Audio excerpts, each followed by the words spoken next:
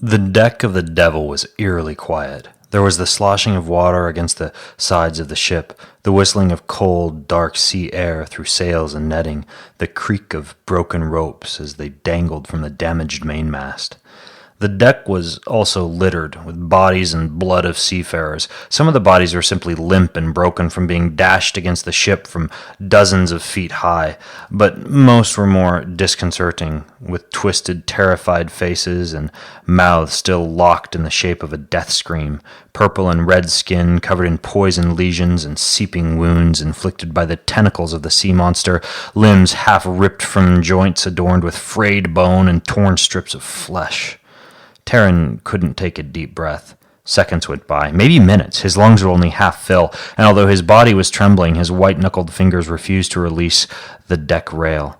He could feel mucus and seawater dripping from his chin, and something else, sticky and salty. He could see Tink laying on his back, staring wide-eyed at the sky, hands still clutching his dagger, chest slowly rising and falling. He could see River, face down, collapsed near the stern of the ship. Everything was moving slowly. Finger by finger, Terran unwrapped his hand from the rail. He wiped his chin. Blood. He pushed himself up from his stomach and into a kneeling position, then lunged with one leg forward and stood, finally taking a deep breath. He ran his hands over his head and his face and didn't feel the sharp sting of any cuts, but when he pulled his hand away, there was more blood. Then he remembered and looked down at the half-torso splayed on the deck beside him. This wasn't his blood. His stomach turned sour again, and he bent forward to wrench, but nothing came out. For a moment he stood there with both hands on his knees, saliva dripping onto the deck, dry heaving. Then he straightened and fumbled for the ladder. "Riv! Riv! Riv!" He crawled backwards down the ladder, shouting River's name with each rung. Then he was flying through the air. The missing ladder rungs. The back of his shoulder hit the deck and stabbing needle shot down into his hand. He sprung up, clutching his arm to his side, and kept stumbling towards River. He slid to his knees and, with one good hand, shoved River onto his back. The body felt cold and hard. "Brother, can you hear me?" He dropped his ear to the left side of the chest. He couldn't feel a throbbing, but couldn't be sure. He brought his cheek up against his brother's lips. All he felt was cold air. Then a gasp. It wasn't against his cheek, but behind him. He straightened and looked back. Already standing, Tink was there, still gasping for breath, finding his air. His forehead was scraped and bleeding, and his skin was bright crimson where the outline of the tightly wrapped tentacle still remained. "Young Terran!" He hacked, took another deep breath, then rasped. "Young Terran! Is he breathing?" Terran's face contorted. He didn't want to cry again, but the tears came anyways. "I don't know." He looked away from Tink and towards the rear cabin of the ship. "I don't know, and I don't know if his heart is beating, and I don't know if he's dead." He crumpled his aching fingers and shoved tears aside. "Why do I always have to cry?" Tink knelt by his side. The elf's hands, covered in cuts and goosebumps, shook as he felt the side of River's throat with 2 fingers. At the same time, he held his head close to River's mouth. He brought his head away, then back down. "Oh my," Terran sniffed. "What, is he alive?" "Barely. The heart is weak, fluttering. His body is cold as an icicle, and—" Tink stopped and frowned at the stern of the ship. And what? What?" "The ship is sinking. Fast." Terran threw back the canvas tarp covering the barrels in the abandoned mess kitchen. Already below deck, the seawater was up to his shins.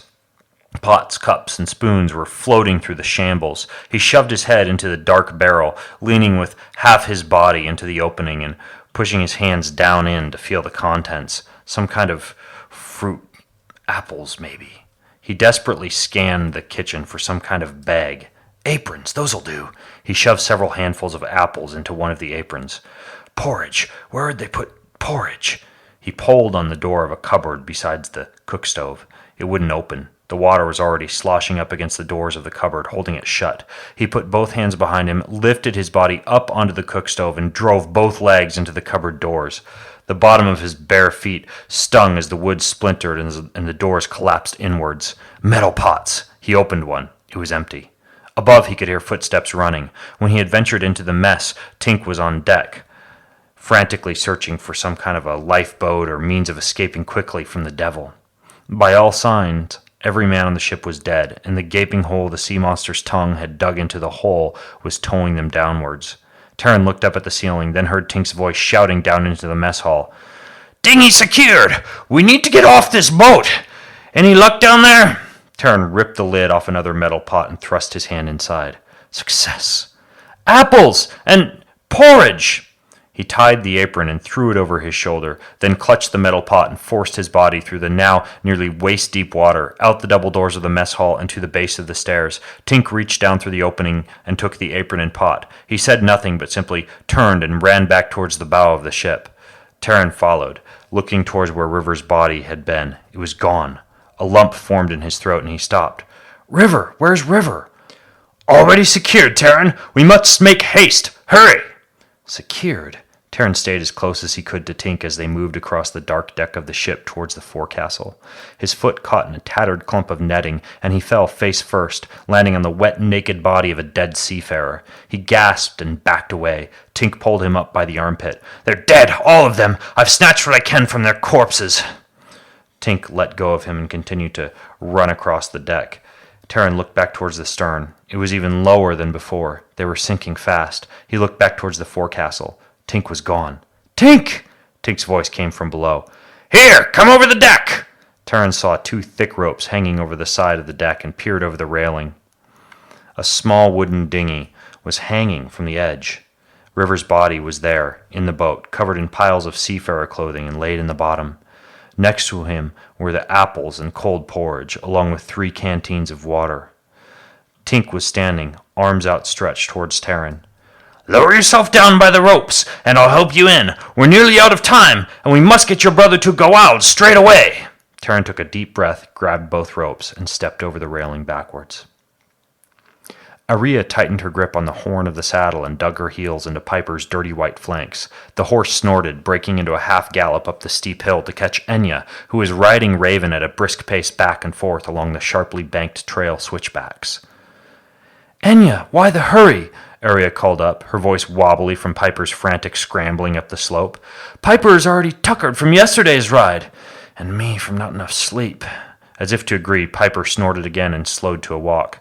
"You know how Tamar will be if we are late again, Aria." Aria grimaced and drove her heels in again, leaning forward to keep herself from tumbling backwards down the rocky slope as Piper jumped forwards. Surely, if they were tardy for today's lesson, Tamar would assign yet another impossible task, like hiking to the peak of Arera's bluff with a heavy rock, or standing waist-deep in the frigid creek for an hour, or sprinting back down to the castle while holding a mouthful of water and breathing through the nose. Piper rounded another steep switchback on the trail, and suddenly Enya and Raven were there just a few feet ahead. Raven's satiny black shoulders and back were dripping with sweat. Her mouth was foaming, her nostrils flaring open and shut. Patting Piper's neck to congratulate their progress, Aria looked up towards the peak. Their goal, a ridge at the top of the steep mountain trail, was close enough that she could see the figure of Tamar silhouetted against the horizon, sitting atop the great horse Logan. She imagined the likely grim smirk on Tamar's face, and her heart sunk. Having a knight of Arera for an instructor was a difficult task. Having to wake before sunrise to meet for a mountaintop lesson was even more difficult, and knowing she and her sleep-deprived sister would be training until dusk was a formidable task indeed. Enya looked down at Raven and sighed impatiently. "The courtyard seems a more convenient place to train, sister. Just imagine how many oats and alfalfa we waste riding these horses up each morning." Aria shrugged, repeating Tamar's words. "At the top of the mountain the air is clear and pure, the sunlight more severe, your power is more secure." Enya glanced up towards where Tamar sat waiting and clicked her tongue at Raven. The black horse bared her lips and blew a spout of mucus from her big nostrils, and they began climbing again. When they rounded the final turn and approached the big pile of rocks that signified the end of the trail, Tamar was there, just as expected, sitting on the enormous barrel-chested horse Logan and looking at them with a grim smirk. Chainmail draped over muscular shoulders and torso, a hard leather helmet with straps pulled down over a square, smooth jaw, and thick hamstrings and calves built for battle, Tamar posed a daunting figure when framed against the sunrise peeking over the Arera mountain range. Tamar sniffed, smirked again, and pulled off the helmet. Long, shiny brown locks fell to the knight's lean, tapered waist. She grinned. "Running a tad late, ladies?" Since the queen's death, King Imperius had never remarried. If he had, his choice would have been Tamar, direct blood relative to royalty and a member of the fierce wolf tribe from the valley domain of Arera, close to the border with Gawald. But Tamar would hear nothing of replacing the queen. She was too proud, too distant, too interested in swinging a sword rather than gracing a throne. Nonetheless, the king doted on her, knighting her, providing her unrestricted access to the entire mountain domain of Arera, and placing the princesses under her strict tutelage. Perhaps he hoped that one day she would replace the queen. Perhaps he hoped Aria and Enya would mature with both the gentleness of their mother and the fierceness of Tamar, or perhaps he knew that strong ties to the wolf tribe would ensure protection of the western border should the shamans in Sithran succeed in ravaging Gawald, and then move on to the forested wilderness domains of Arera. After all, when Tamar was just 15 years old, she had encountered a lone berserking Sithran when it attacked her family's farm. When the giant, grotesque worm came crawling on its slimy scaled belly to attack, melting the crops with poisonous heated breath and lashing at cattle with a forked tongue sharper than a spear, it was Tamar who stormed through the field and launched a wood-cutting hatchet into the evil creature's eye. Had a shaman been controlling the Sithran, she would have met her death there in the field. Instead, she pursued the rogue Sithran into the woods and tracked it for a full day and night, finally returning with her hatchet and the severed forked tongue of a Sithran. It was not long after that Tamar was summoned to Imperius's castle to train the 2-year-old princesses, to garner generous wages, and to receive a coveted knighting over the mountain domain. "Perhaps later you will hike to the peak with your old reliable companion," Tamar nodded towards a heavy flat rock leaning against the lone ponderosa pine that stood bent at the peak of the ridge. "But for now, we train."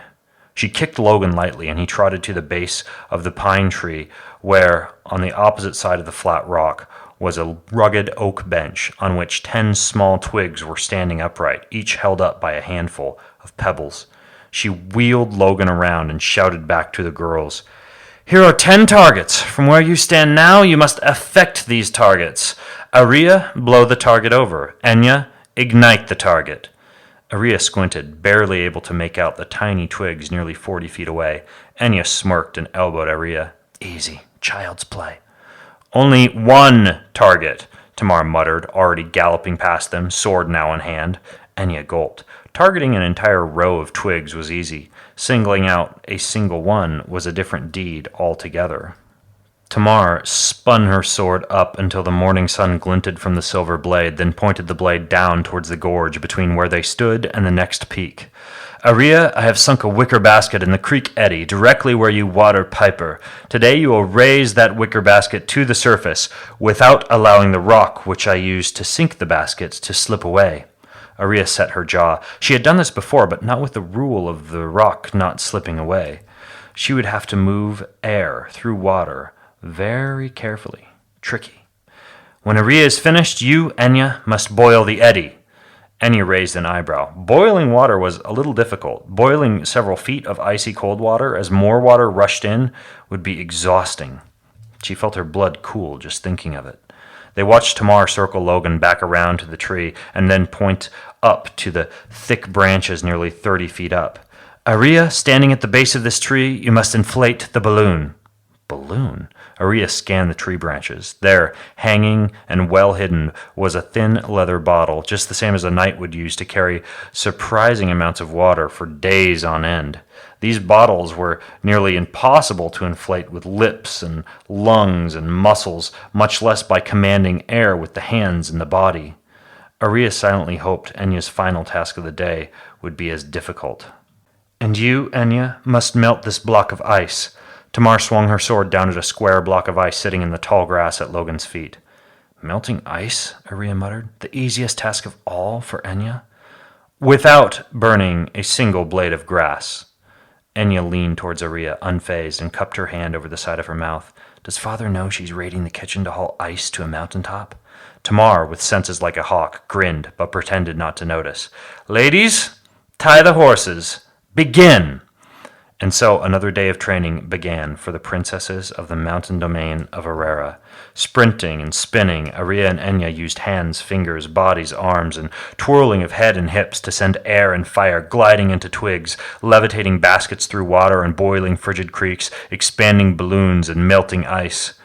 The great knight Tamar watched, her face grim, her furrowed brow occasionally shifting to the horizon, watching, waiting. Someday the hordes of wicked worms and vile shaman would come berserking over the mountains, looting, destroying soil and fields, raping, killing, and claiming new domains and lands of Arbore under their possession. Someday they would come, and Herrera would be ready. The sulphurous scent of fish meat and brackish scent of seaweed saturated the muggy fog that hung over the bustling port of Gawald. Lining the narrow cobblestone road that paralleled the edge of the Charbidian Sea was row after row of clumsy shacks, each plastered with wooden planks beaten dull by the salty air, and each teeming with a ceaseless traffic of sailors, soldiers, and traders, the loud arguing and bartering between fishermen and fish merchants, the bellowing of oxen and cattle stumbling over each other as merchants fought their carts through to unburden ship cargo, and the feverish banter of greedy seagulls drowned out the sound of the waves tumbling up onto the dirty, garbage-strewn sand. Up and down the cobblestone road, wives and children were scrambling towards the sea, darting between cargo, hanging nets and crates stacked with fish to help the men haul up the day's catch. Tucked into the shadowy alleys that diverged from the main road and leaning up against the dark sides of the port buildings were a more colorful array of characters. Smugglers with clandestine dealings, smug women who had left the life of seafaring to instead tempt sailors after their days away from sea, and dirty-faced pickpockets with caps pulled low over their eyes. Near the very edge of the port, draining through rusty metal grates into the sea, was a small black creek, reeking of sewage, murky with oil, and littered with fish bones. Leaning against the grates where the creek emerged was a battered and abandoned wooden dinghy. 3 sets of footsteps trailed through the spongy sand, away from the dinghy, and up towards the cobblestone road. Etched on the side of the dinghy were 5 letters. Devil.